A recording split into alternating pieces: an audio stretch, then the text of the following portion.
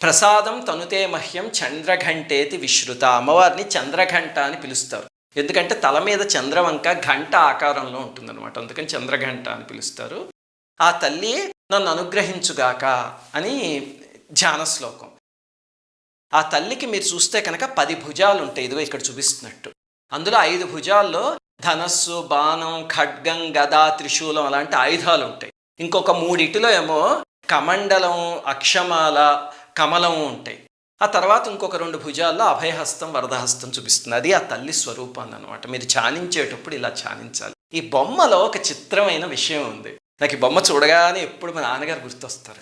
ఏమిటంటే మా నాన్నగారు ఆఖరి రోజుల్లో నా చేత ఈ నవదుర్గ ఉపాసనలు కొన్ని చేయించారు.